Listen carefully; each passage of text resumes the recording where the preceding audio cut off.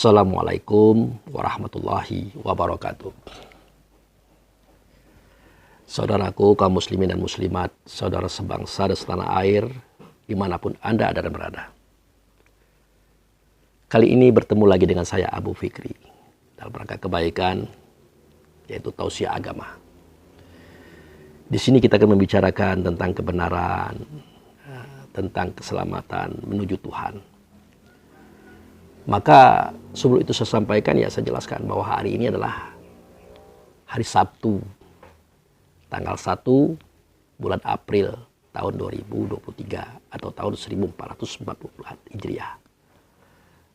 Berkenaan dengan hari ke-10 kita berpuasa di bulan Ramadan di tahun 2023 ini.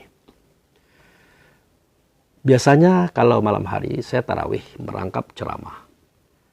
Tetapi untuk hari Sabtu ya saya tidak ceramah ya, tapi tarawih. Kenapa saya demikian? Ya karena saya berada di lokasi KKN, lokasi kuliah kerja nyata, yang namanya orang sekolah harus seperti itu. Tua-tua masih sekolah karena memang belum banyak ilmunya, saudaraku.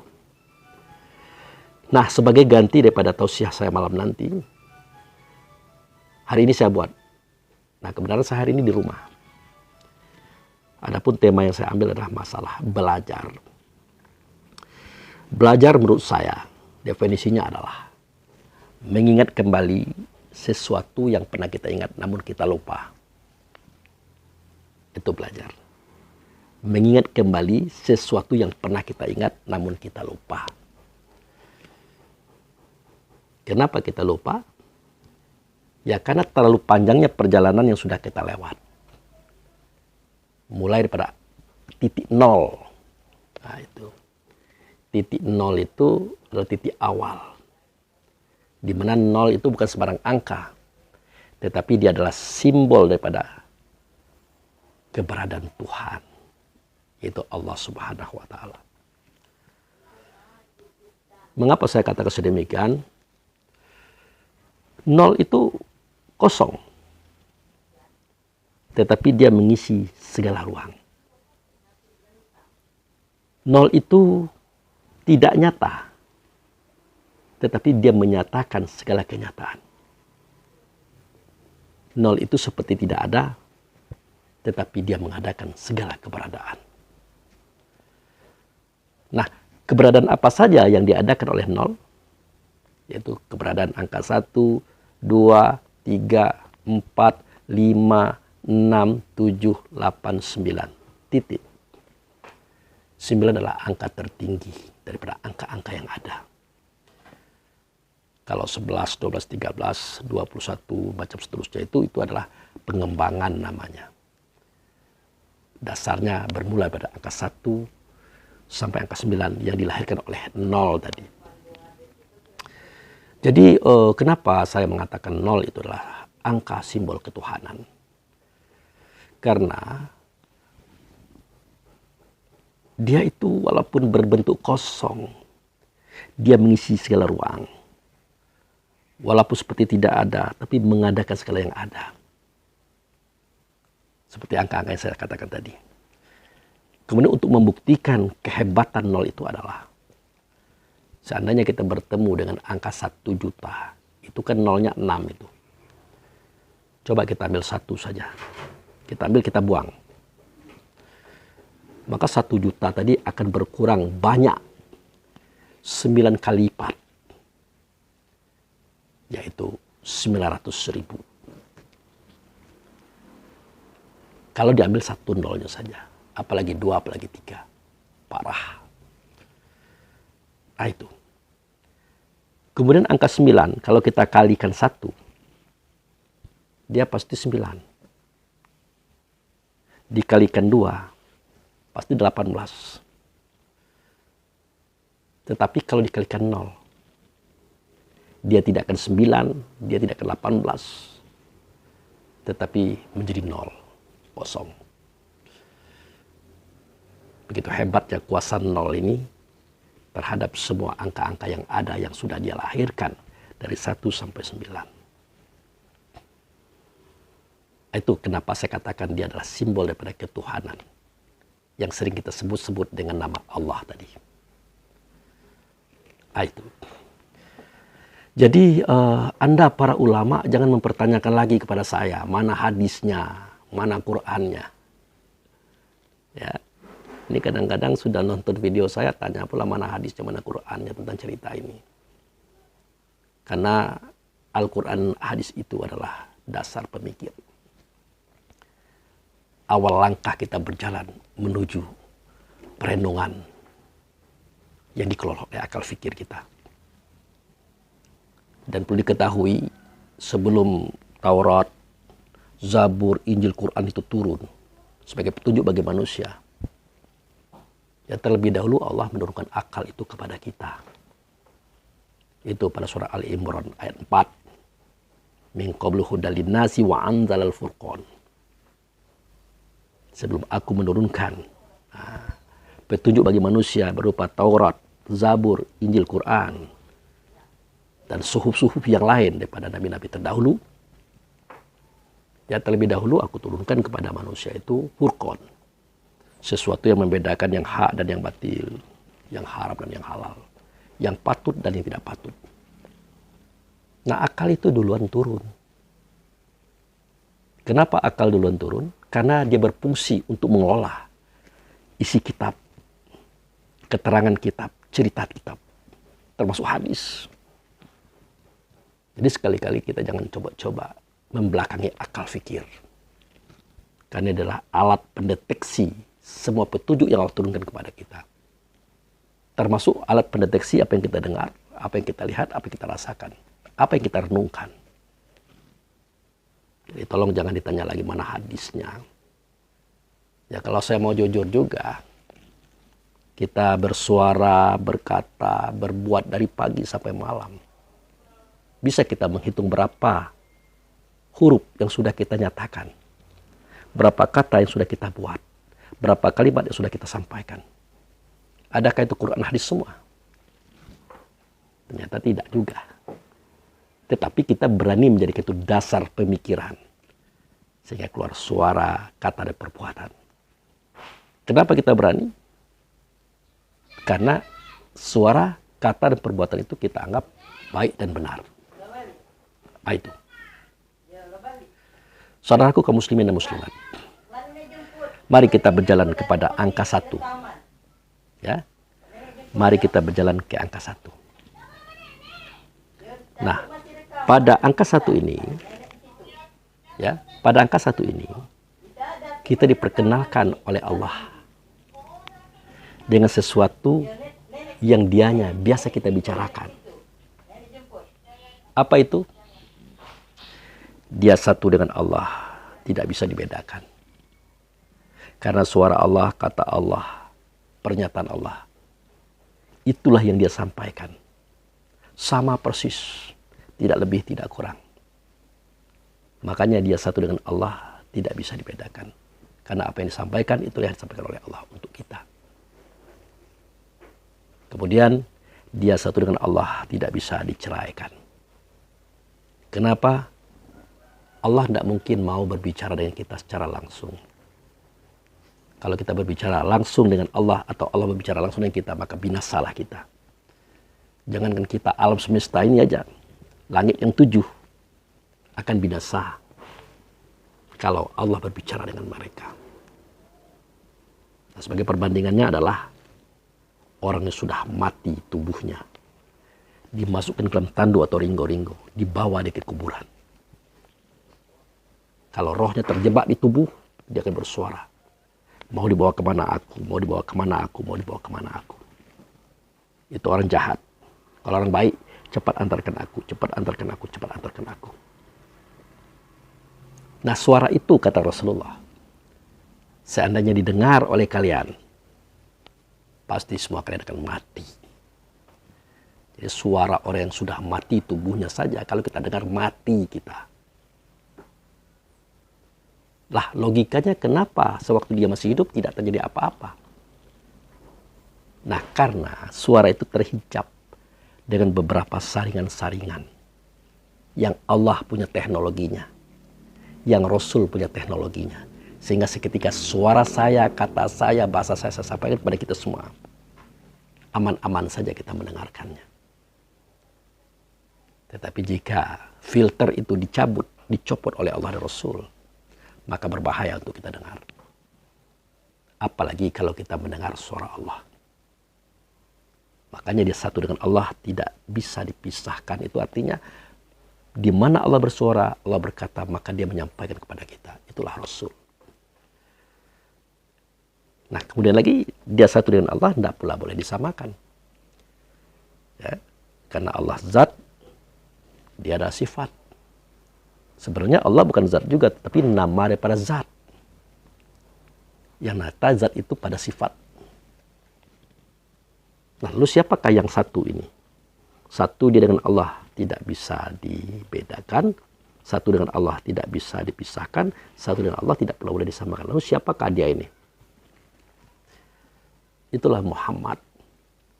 Itulah Rasulullah Sallallahu Alaihi Wasallam.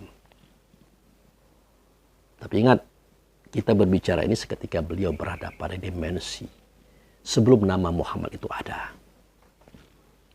Jadi jangan Anda memandang cerita saya ini seketika dia bernama Muhammad bin Abdullah, Muhammad anak Aminah, Muhammad ponakannya Abu Thalib, Muhammad cucunya Abdul Muthalib, dan seterusnya. Anda jangan memandang seperti itu. Pasti tidak masuk akal Anda. Nah itu. Kenapa saya agak sedikit tegas? Karena ada yang mengkritik loh. Tapi bagi kita yang mengerti, tidak perlulah.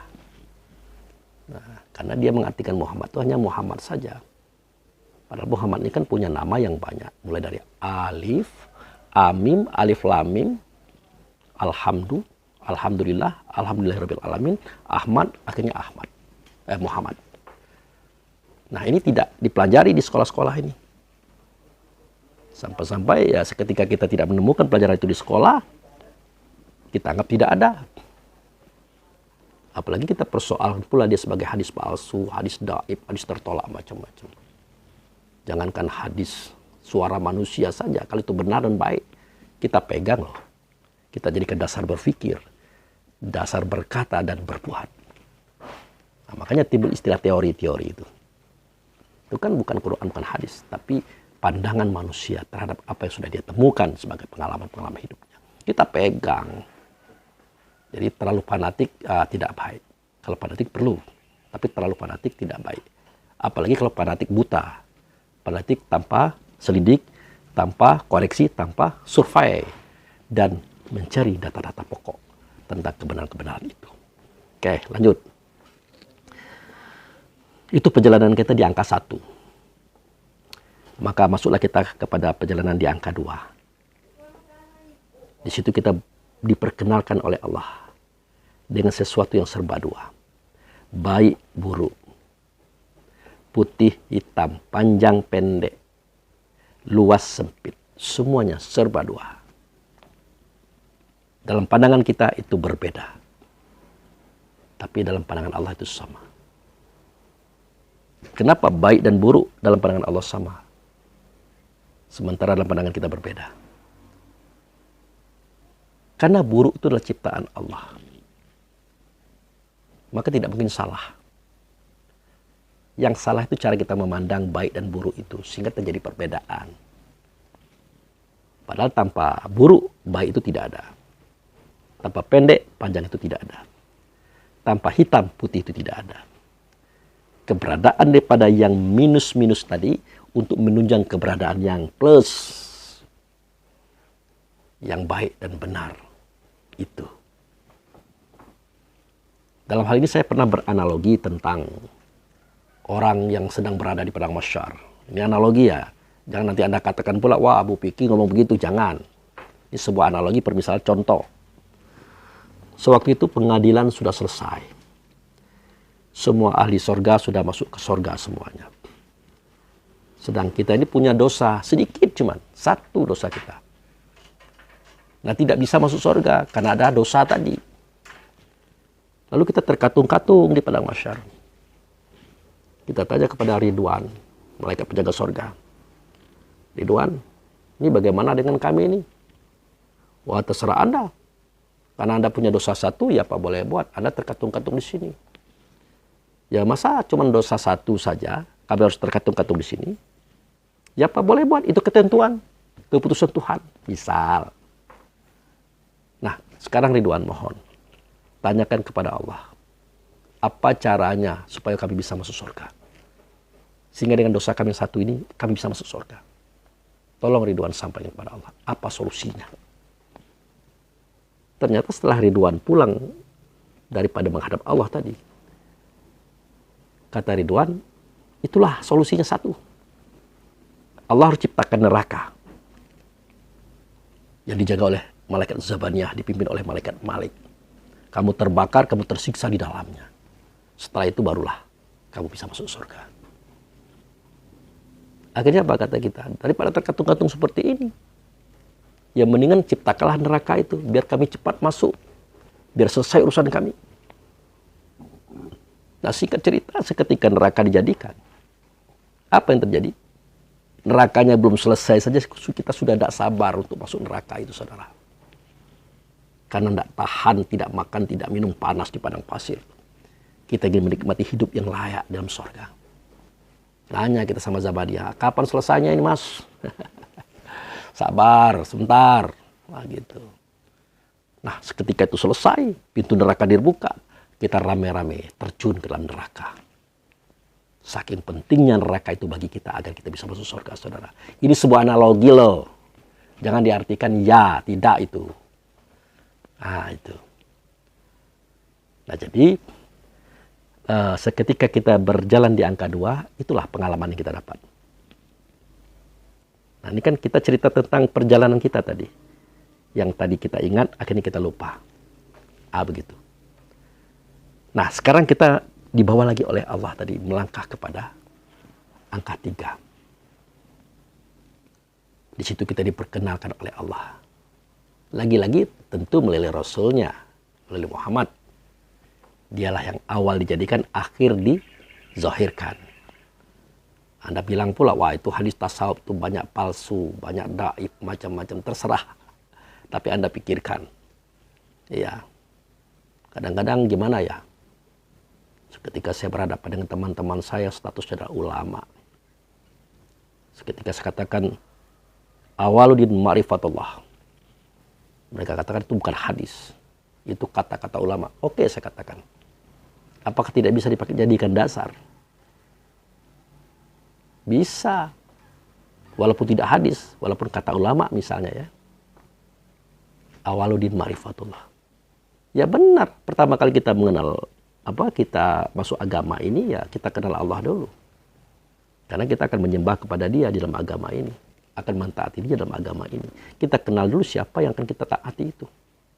Tidak ada salahnya kan untuk dapat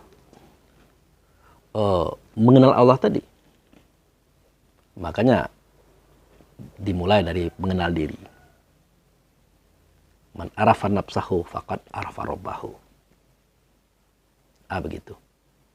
Itu volumenya udah dikecilin itu loh. Udah dikecilin. Dibantah pula, bukan hadis itu fatwa ulama, fatwa manusia. Oke, kita terima.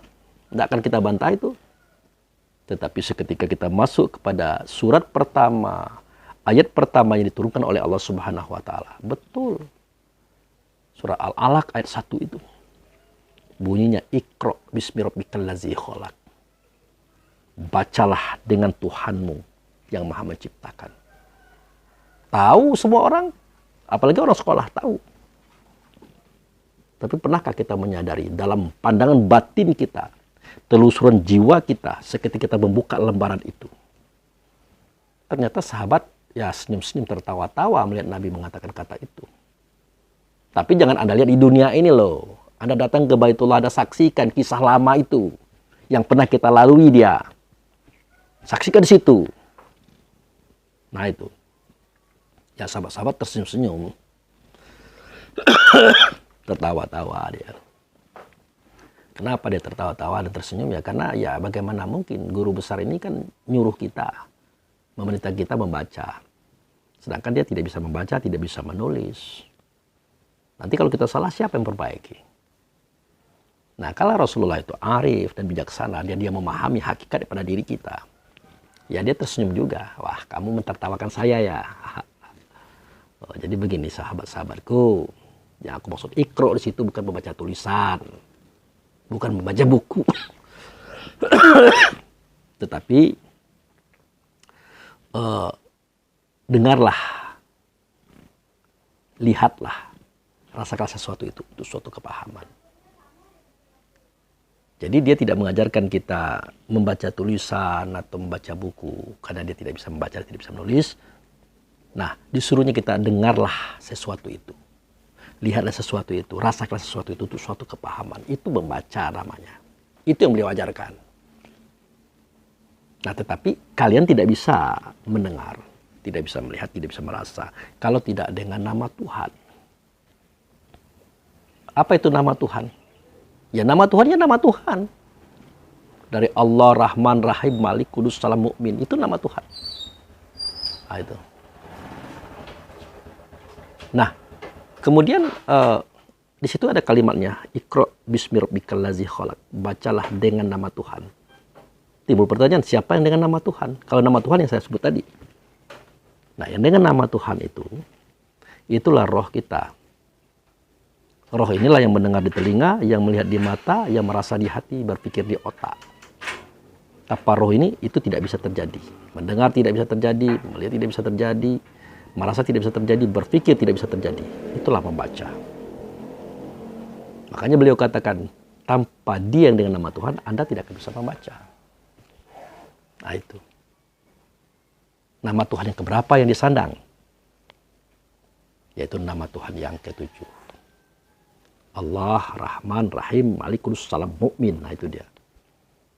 Jadi Allah, Rahman, Rahim, Malik, Kudus, Salam, Mukmin. Di Mukmin itulah dia menyandang nama itu. Kenapa? Karena dia percaya kepada Tuhan. Kenapa dia percaya? Karena dia pernah melihat Tuhannya, mendengar suara Tuhannya, berhadapan langsung dengan Tuhannya. Gitu. Seketika Tuhan bertanya, alastu birabbikum? Karena dia melihat, dia mendengar, dia berhadapan, dia jawab, bala syahidna. Benar engkau dengan Tuhan kami. Jadi yang dia lihat itu adalah dia dengan Tuhan loh, bukan Tuhan. Siapa itu? Kembali kepada dia asal muasal segala sesuatu, namanya Muhammad. Makanya kita berkata asyhadu an la ilaha illallah wa asyhadu anna Muhammadar Rasulullah. Aku bersaksi tidak ada zat, tidak ada sifat, tidak ada nama, tidak ada perbuatan kecuali Allah. Tapi yang kita lihat, yang kita dengar, yang kita hadapi bukan Allah, tapi utusannya bernama dengan nama Muhammad. Itulah hakikat syahadat yang mungkin tidak ada di sekolah-sekolah yang ada protes saya. Oke, ya. Nah di situ. Nah pada angka 3 ini kita diperkenalkan siapa itu Allah, siapa itu Muhammad, siapa kita. Tuh. Diperkenalkan siapa Allah, siapa Muhammad, siapa kita. Disinilah kita mendapatkan kisah-kisah cerita-cerita tentang itu. Di titik ketiga. Nah kemudian kita diajak berjalan kepada titik keempat. Titik keempat itu adalah menceritakan tentang 4 sifat Muhammad yang ada di kita. Yaitu sidik, amanah, tabligh, fatanah. Sidik artinya benar, amanah dapat dipercaya, tabligh menyampaikan, fatanah cerdik lebih bijaksana. Itu. Jadi sidik itu benar. Apa kita benar? Kita tidak benar. Kita dibenarkan oleh Allah dan Rasul kalau kita mau. Kalau tidak mau ya terserah apa boleh buat. Jadi sidik itulah benar. Yang benar adalah Allah dan Rasul. Kita hanyalah hamba yang dibenarkan. Itu pun kalau kita mau. Amanah. Kita adalah hamba yang dipercaya. Suara Allah tidak nyata melainkan nyata pada Rasul. Kata Allah tidak nyata melainkan nyata pada Rasul. Perbuatan Allah tidak nyata melainkan nyata pada Rasul. Dan suara Rasul, kata Rasul, perbuatan Rasul tidak nyata melainkan nyata pada kita. Kenapa? Karena ruh itu turunan beliau. Turunan Muhammad. Muhammad adalah turunan daripada Allah. Allah zat, Muhammad sifat. Sedangkan kita adalah asma atau nama. Gitu. Kalau fisik itu if'al namanya. Makanya unsur itu ada 4. Di Allah zat, sifat, nama dan perbuatan. Di Muhammad sifatnya adalah sidik, amanah, tabligh, fatanah. Nah, if'al itu tubuh. Di tubuh nanti ada pula 4 sifat. Hawa, nafsu, dunia, setan. Pantang kelintasan, pantang kerendahan, pantang kurang, pantang kalah. Disinilah kita kenal pada titik 4. Pada titik 4. Kemudian berjalan lagi kita kepada titik 5. Kita diperkenalkan dengan rukun Islam. Mengucapkan 2 kalimat syahadat. Gitu. Mendirikan sholat, puasa, zakat, haji. Ingat, 5 rukun Islam ini tidak lahir di bumi loh. Jadi kata-kata mengucapkan 2 kalimat syahadat itu bukan mengatakan, tetapi benar-benar sudah menyaksikan. Baru kita berucap. Ini yang diceritakan di dalam surat Al-A'raf 172 itu. Yang saya katakan sejarah syahadat ini tadi. Begitu juga sholat, menghubungkan diri dengan Allah. Apa bisa? Jawabnya tidak bisa. Makanya kita butuh wasilah, itu Muhammad sebagai wasilah. Puasa itu adalah menahan diri. Kita menahan diri. Diri yang mana? Diri yang hawa nafsu dunia setan. Diri yang membawa kepada kemurkaan, kerusakan. Itu yang kita tahan. Disingkat dengan membelenggu setan. Kajiannya di sini kita bertemu. Di angka 5 itu. Nah, di angka 5 inilah kita bertemu rukun Islam yang 5, yang bahasanya seperti tadi. Kemudian kita berjalan lagi di angka 6. Kita bertemu dengan rukun iman. Iman kami dengan Allah. Itu. Bukan iman kepada Allah. Kalau iman kepada Allah tidak bisa. Kita mau percaya kepada Allah itu bagaimana caranya. Melihatnya belum pernah, dengar suaranya belum pernah, berhadapan langsung dengan dia belum pernah. Yang pernah kita lihat, yang kita dengar, yang kita hadapi hanya utusannya namanya Muhammad. Maka iman kami dengan Allah, bukan iman kepada Allah. Iman kami dengan Allah. Nah, yang dengan Allah itu yang kami imani. Siapa itu? Muhammad. Nah, itu rukun iman yang pertama. Rukun iman yang kedua, iman kepada siapa? Kalau di buku-buku itu iman kepada malaikat. Ya, semestinya Rasul dulu. Nah, itu, tapi tidak apa-apa, iman kepada malaikat, biar tidak repot. Jadilah, kita harus percaya bahwa di alam semesta ini ada petugas-petugas Allah dan Rasul yang bekerja di alam semesta untuk siapapun, untuk makhluk apapun. Termasuk kalau kita makan minum, ada yang menghancurkan makanan dalam tubuh kita, dalam bentuk enzim, ada antitoksin, anti racun, dan macam-macam. Hati-hati, namanya antitoksin, namanya anti racun, tapi itu petugas loh. Nah, itu dalam bahasa Arab itu malaikat. Maka pada tubuh kita ini banyak malaikat, banyak petugas yang bertugas untuk menyelesaikan urusan kita masing-masing. Makanya dikatakan dalam Al-Quran itu inkulun nafsi lama alaiha hafiz. Artinya setiap diri itu pasti ada penjaga. Siapa itu? Para malaikat tadi yang bertugas untuk mengurus urusan kita yang datang daripada Tuhan. Itu.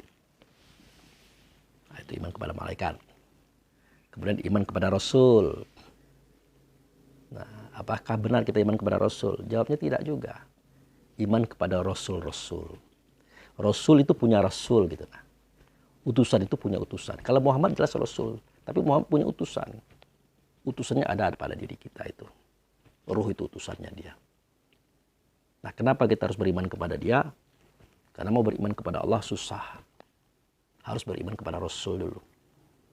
Beriman kepada Rasul juga susah. Harus beriman kepada Rasul-Rasul yang ianya ada pada diri kita. Makanya dikatakan wa aminu bima anzaltu fikum. Musaddiqal lima ma'akum wa la takunu awwal kafirun bih. Berimanlah kamu kepada dia yang sudah kami turunkan kepada kamu. Nah, jangan kamu menjadi orang yang pertama kali mengingkar dia. Karena dia ada pada kamu. Jangan jadi orang yang pertama kali. Karena yang paling dekat itu kita. Bukan orang lain ya. Orang lain dengan Rasulnya pula, dengan ruhnya pula. Kan begitu. Lewat. Iman kepada kitab. Nah itu. Iman kepada kitab. Mana itu kitab? Kitab itu alif lam mim. Alif lam itu Allah, mim itu Muhammad. Alif lam itu tidak nyata pada Muhammad. Nah Muhammad ini bersuara berkata. Di mana suara Muhammad? Kata Muhammad terdengar. Terdengar oleh kita. Kita yang mana? Kita dalam diri kita. Kita ruh tadi. Maka perlu kita percaya dengan apa yang disampaikan ruh kepada kita. Karena dia menyuarakan suara Allah, suara Rasul. Makanya seketika saya bertanya kepada saudara-saudara saya yang sekolahan ya, yang mengatakan dirinya ulama. Seketika zalikal kitabu la raiba fihi hudal muttaqin. Sedemikian itu kitab tidak ada keraguan padanya. Saya tanya kepada mereka, apa itu kitab yang ada pada ayat itu? Dia katakan buku. Kitab buku itu dia katakan. Saya tanya buku yang mana? Dia tunjuk dengan emosi waktu itu. Nah itu saya katakan. Ternyata kita tidak membaca sejarah. Padahal di zaman Nabi Muhammad itu semua wahyu tercatat di atas pelepah kurma, batu-batu, kayu-kayu, kulit-kulit hewan, dan seterusnya itu. Belum ada juz, belum ada nama surat, belum ada ayat. Apalagi buku. Bagaimana kita bisa mengatakan kitab di ayat itu adalah buku? Kita katakan pula seluruh ulama dunia mengatakan begitu. Nah, kan gawat. Terus ketika mereka nanyakan sama saya, tafsir apa saja yang Anda pegang untuk membahas agama? Saya bilang tidak ada. Saya belum berani megang tafsir. Kenapa? Ini alasannya. Ahli tafsir saja sudah salah menafsirkan apa itu kitab. Maaf sebelumnya. Ini apa adanya yang saya katakan itu. Nah itu. Jadi seketika ditanyakan, mahwal kitab ya Rasulullah? Ya oleh Nabi, Quran. Mahwal Quran ya Rasulullah? Baru Nabi katakan, bal huwa ayatu bainatu fi sudur allazina utul ilmi wa ma yajhadu bi ayatina illa zalimun. Kitab itu adalah Quran. Quran itu adalah ayat dalam dada kamu. Tidak ada yang menzalimi dia atau tidak ada yang mengingkari dia kecuali orang-orang zalim. Itu surat Al-Ankabut ayat 49. Anda lihat di situ. Ini kajian hakikat loh. Nah itu. Itu iman kepada kitab. Jadi kita harus beriman kepada roh itu. Karena roh itu menyuarakan suara Allah, menyuarakan suara Rasul. Dia tidak berkata dengan huruf, kata bahasa, suara, tetapi dengan rasa. Itu sebabnya saya katakan kenapa rasa itu adalah alat menimbang. Yaitu timbang rasa. Anda tidak akan bisa beragama, tidak akan mengerti agama tanpa rasa. Jadi rasa itu rasa mendengar, rasa melihat, rasa bersuara, rasa berkata, rasa bergerak. Semua itu dengan rasa. Nah itu. Jadi kita harus timbang rasa. Sakit di orang, sakit di kita. Enak di orang, enak di kita. Jangan dibalik. Enak di kita, sakit di orang. Beruntung di kita, rugi di orang. Masa bodoh. Berarti kita tidak beragama. Kalau beragama juga, tidak bermanfaat agama itu. Boleh Anda cek secara fakta. Anda bersyahadat, Anda sholat 5 waktu rajin, berpuasa rajin, bersedekah rajin.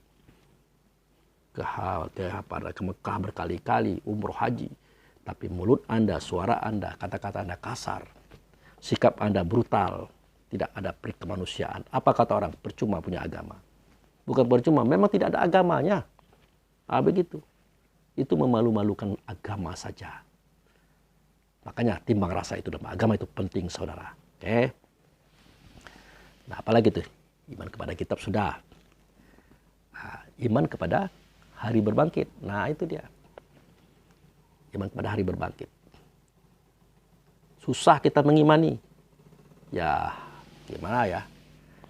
Tadi kita tidur, ya, roh kita tidak ada di tubuh kita karena digenggam oleh Allah. Seperti yang tercipta pada surat Az-Zumar ayat 42.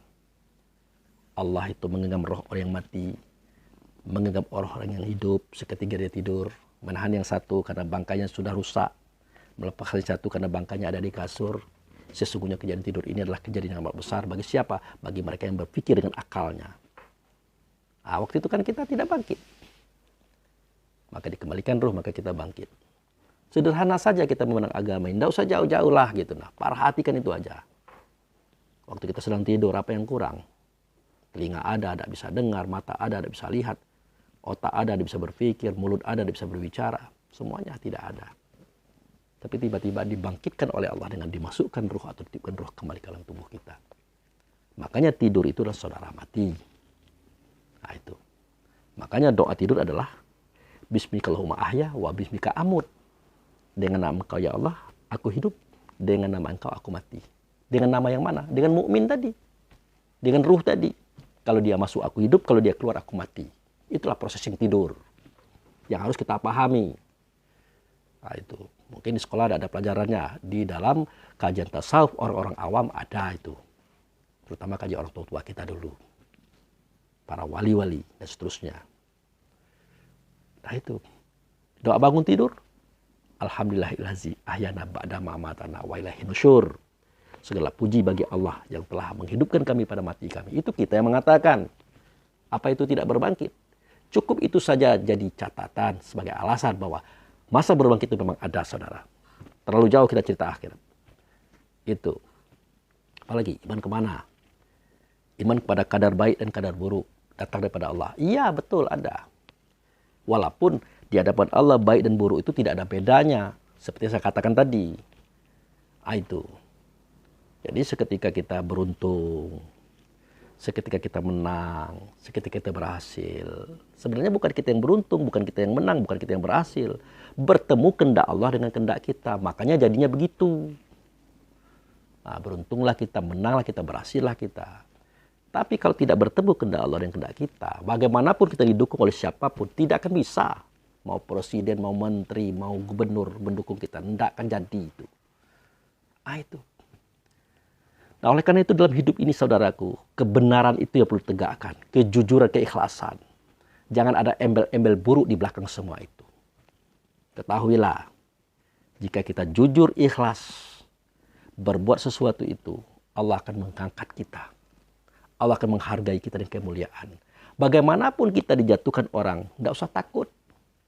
Ya, kalau Allah sudah memuliakan kita, dijatuhkan oleh orang sedunia ini, tidak akan jatuh-jatuh itu. Begitu juga sebaliknya. Kita fitnah si A, kita caci si A, kita jelekkan si A kemana-mana. Tujuan kita tidak menjatuhkan dia. Hati-hati Anda.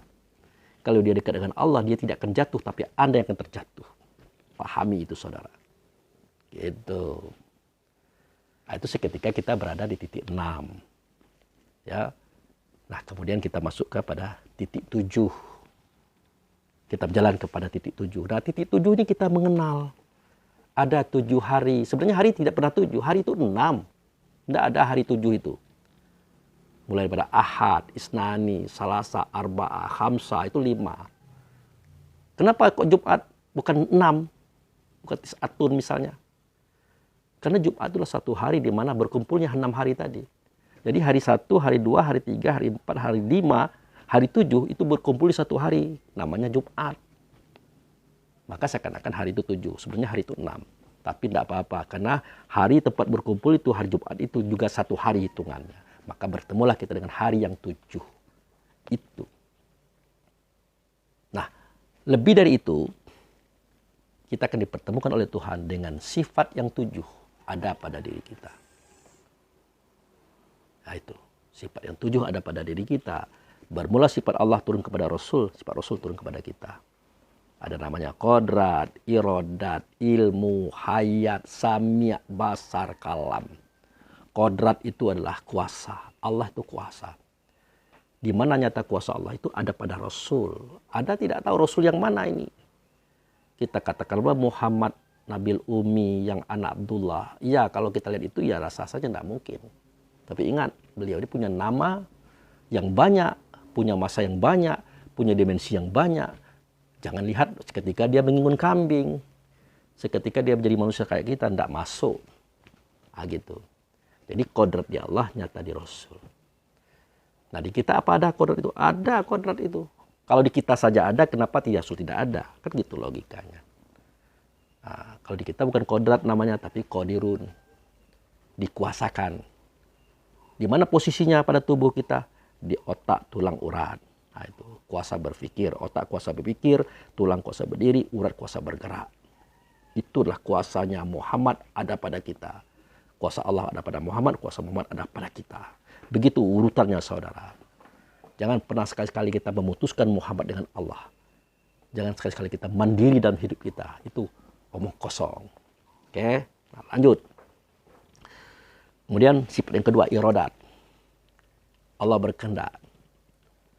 Nah, di mana nyata kehendak Allah? Pada Rasul, pada Muhammad tadi. Nah, di kita ada itu. Irodat itu ada. Tapi bukan irodat namanya, tapi maridun. Di mana tempat tegaknya, makomnya, itulah dia pada daging, kulit, bulu, atau roma pada kita. Daging, kulit, bulu, atau roma pada kita menutupi, meliputi otak, tulang, dan urat. Akhirnya berbentuklah kita bertubuh, berbadan, berjasad. Sejak itu apa yang terjadi?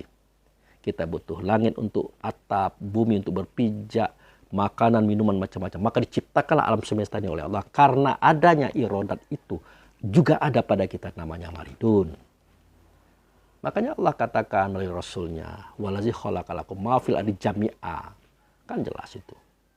Dia menjadikan segala sesuatu di langit dan bumi, segala-galanya untuk kamu. Karena ada irodatnya Allah di kita. Tapi sebelum kita Rasul dulu, baru kita, namanya maridun itu. Nah, itu. Kemudian yang ketiga, apa itu? Ilmu. Nah, ilmu di Allah. Allah itu tahu. Nah, itu. Nyata pengetahuan itu di Rasul. Nah, itu. Pernahkah kita berpikir bagaimana Rasul itu mengemban ilmu Allah? Pikirkan itu. Rasul itu bisa menceritakan kejadian sebelum alam semesta dibuat. Rasul itu bisa menceritakan Adam sampai ke Isa. Bahkan bisa menceritakan kejadian di alam akhirat nanti. Anda katakan pula dia bisa ngomong itu karena Jibril. Jibril itu dari siapa dijadikan? Jibril itu isinya adalah Nur Muhammad, saudara. Tapi di sini kita tidak kaji itu. Nah, kalau dia tidak punya pengetahuan tentang awal dan akhir, serta tengah-tengah tadi, tidak mungkin dia bisa menceritakan itu. Dalam agama kita tidak boleh ngomong kalau tidak tahu. Tidak boleh ngomong kalau tidak ngerti, gitu. Termasuk kita ceramah-ceramah ini, ngomong Allah, ngomong Muhammad, ngomong malaikat, macam-macam. Kalau tidak jelas kita siapa itu Allah, siapa Rasul, siapa malaikat, sebagainya, itu tidak boleh dibicarakan itu. Itu sebenarnya, tapi tidak apa-apalah. Setidak-tidaknya kan kita processing dulu lah. Nah, kenapa bahasanya Pak Abu Fikri seperti itu? Ya mengingatkan kepada kita yang mengatakan dia paling tahu, paling benar, paling bersih, paling memahami, menjadi polisi akidah lagi. Waduh, parah anak ini. Oke ya, lanjut. Jangan masuk hatilah, ini bulan puasa. Nah itu, maksud saya itu. Nah, jadi begitu saudaraku. Jadi ada 7 ya. Ilmu di Allah nyata di Muhammad, di kita alimun namanya. Tempatnya mana? Di hati.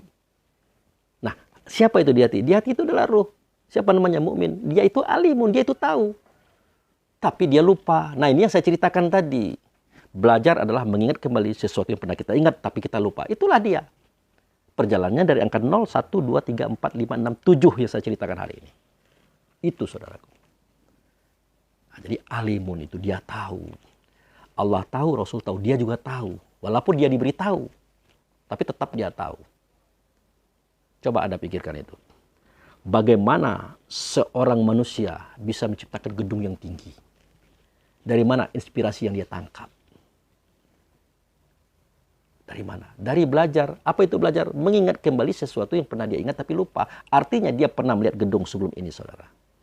Itu yang kita tidak tangkap. Apalagi kita sering dibutakan oleh mata kita sendiri.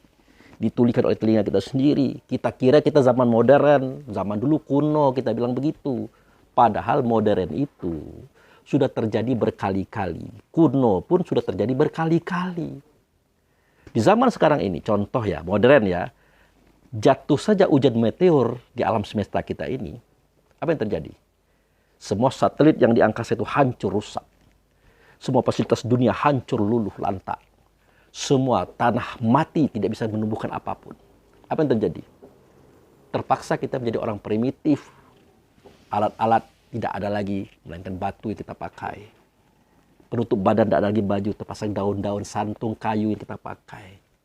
Makanan tidak ada lagi, terpaksa ular yang kita makan. Apalagi binatang-binatang haram itu kita makan. Jadi primitif kita. Seandainya kejadian itu hari ini. Nah begitulah berkali-kali dari sana. Dari dulunya modern itu berkali-kali. Kuno pun berkali-kali. Ah itu. Makanya ada istilah apa tuh. Bumi Atlantik itu.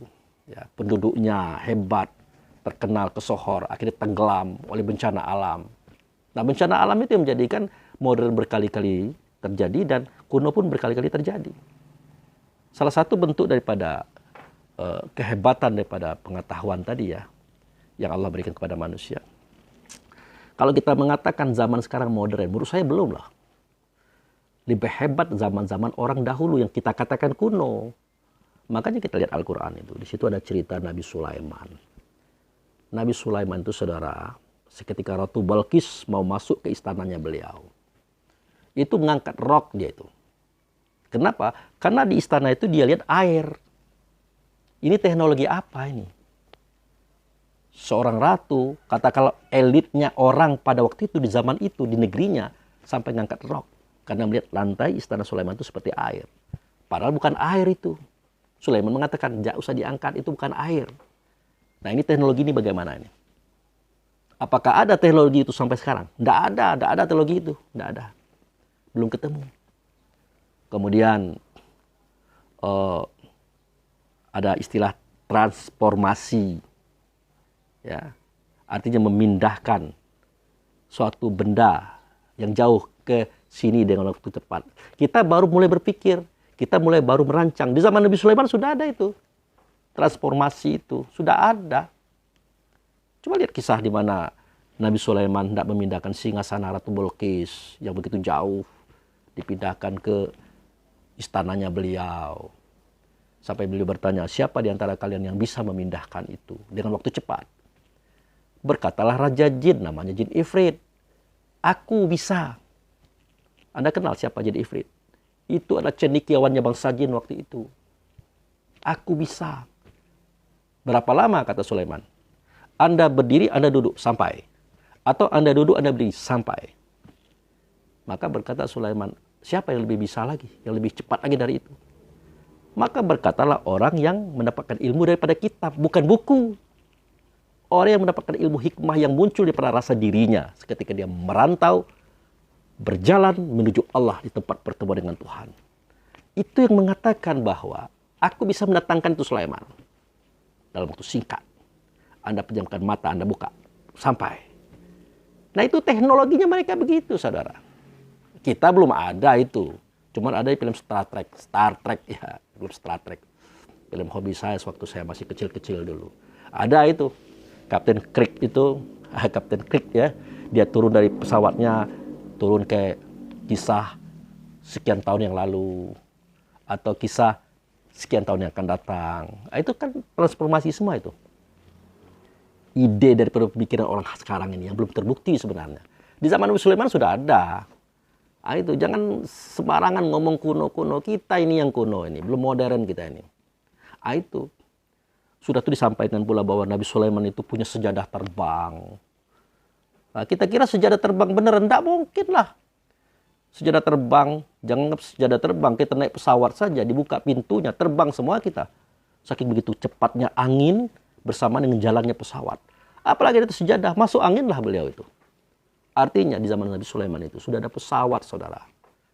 Yang pesawat itu luar biasa hebatnya. Dia mau ke Cina, ke Indonesia waktu itu. Dia kemana-mana ke dunia dengan sejadah itu. Nah pengertian sejadah ini harus Anda pikirkan gitu.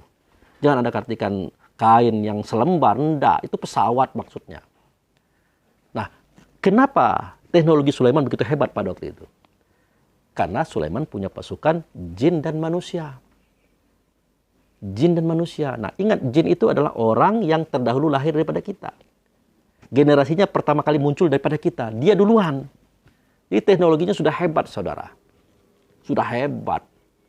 Nah, mereka lah yang merancang teknologi di zaman Nabi Sulaiman. Apalagi seketika Azizal bin Janu pernah tinggal di bumi ini. Berperang dengan orang-orang kafir di kalangan bangsa jin.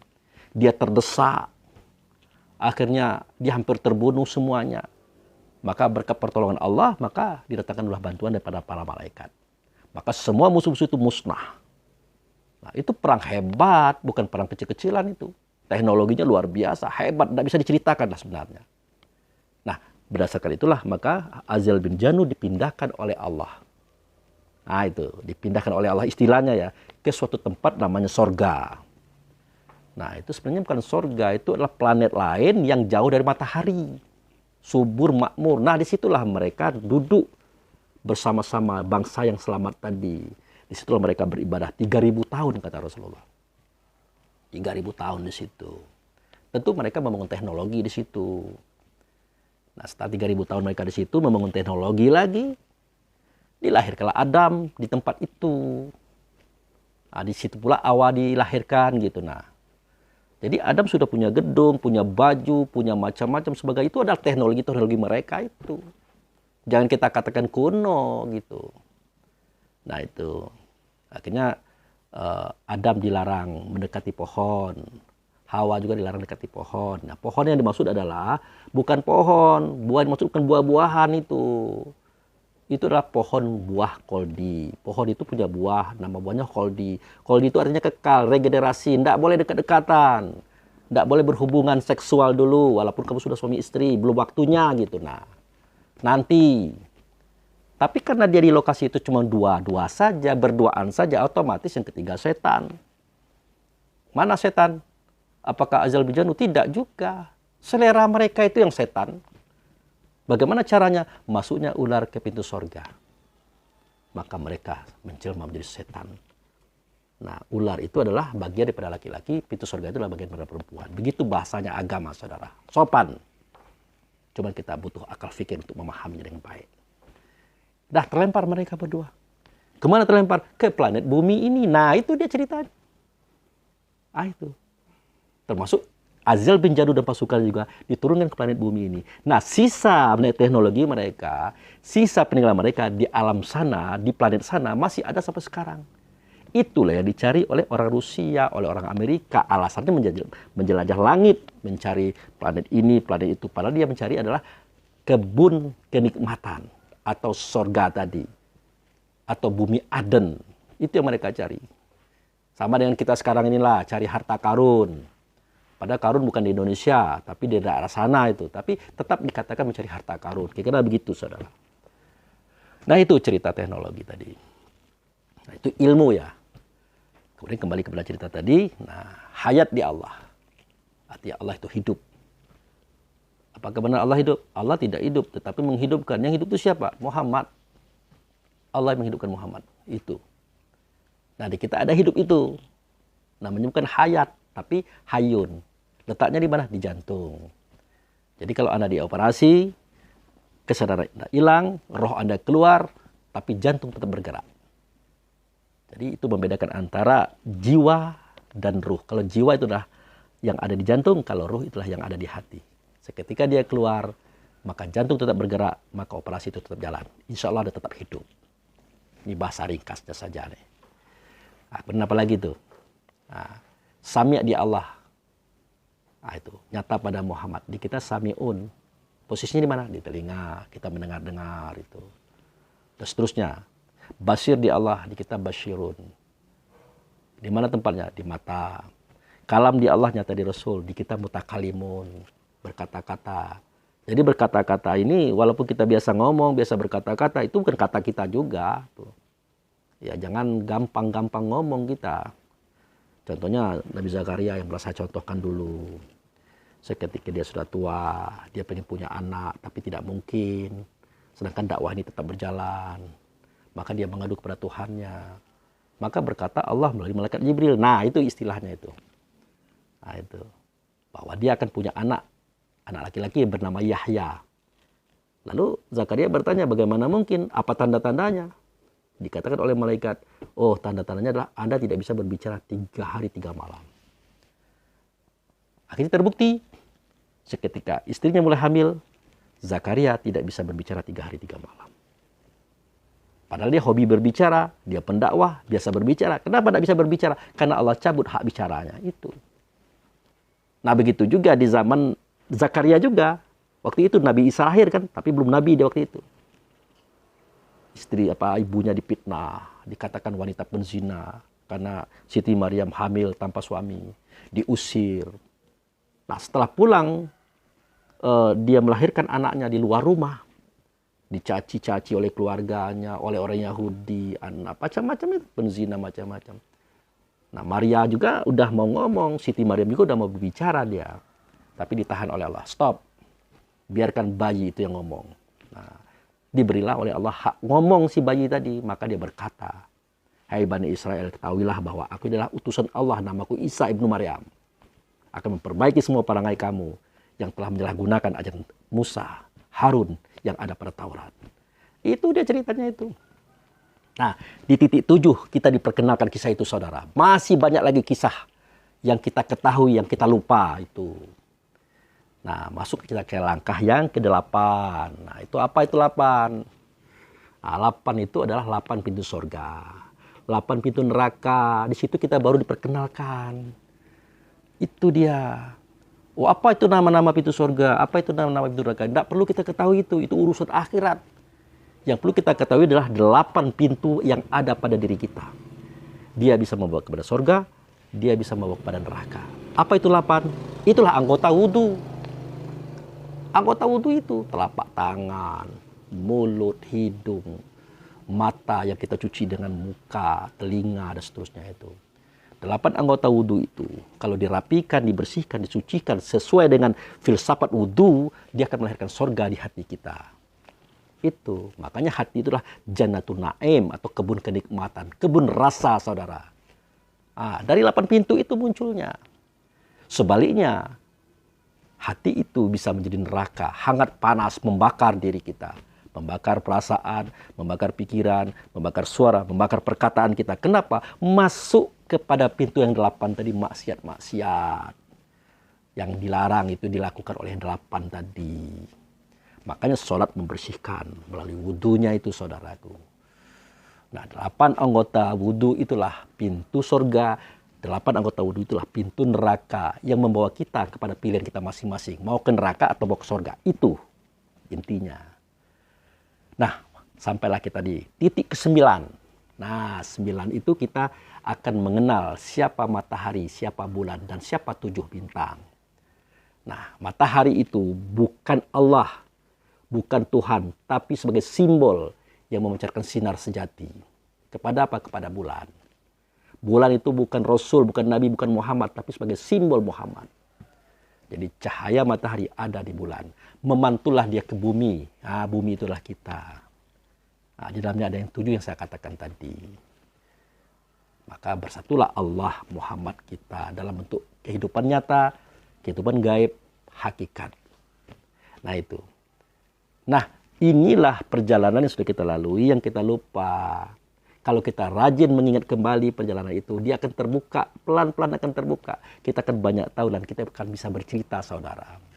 Nah, seketika kita bercerita orang kaget, orang tanyakan mana Qur'annya, mana hadisnya, mana keterangannya. Ya kalau kita sekolah boleh-boleh saja ada berbicara itu. Tapi kalau kita tidak sekolah, kita bisa belajar, saudara.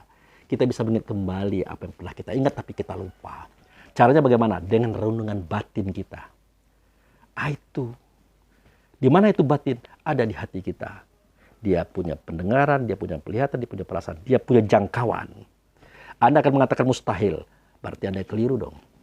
Kenapa keliru? Allah itu maha tinggi, maha jauh, maha hebat, maha besar. Justru Allah memerintahkan kita mengingat dia. Nah, begitu cara kita mengukur kapasitas ruh tadi. Ingat oleh kamu akan daku. Nah, berarti Allah suruh kita mengingat dia. Walaupun yang akan diingat bukan dia juga, utusannya pasti. Wujud sertanya pasti. Tapi itu sudah terlalu tinggi jangkauannya. Apalagi sekedar mengingat angka 1, 2, 3, 4, 5, 6, 7, 8, 9. Yang di situ ada pengalaman kita. Lebih mudah daripada mengingat Allah dan Rasul tadi. Itu saja saudaraku sebagai pengganti ceramah nanti malam ya. Dan maaf ini agak terkesan getus saya berbicara, terkesan kasar. Tapi tidak. Inilah intonasi pernyataan rasa diri saya seketika ada orang-orang yang menyalahkan tanpa harus belajar dulu. Mengoreksi kita tanpa dia mengoreksi keberadaannya dulu. Ya saya senang-senang saja diprotes, saya senang-senangnya dikritik. Tapi cara kritiknya langsung dong. Kita berdialog dengan baik dan benar. Jangan merasa benar. Nah merasa benar itu sudah salah. Apalagi mengatakan orang salah, itu ada lebih salah lagi. Oke terima kasih. Wabillahi taufiq wal hidayah. Assalamualaikum warahmatullahi wabarakatuh.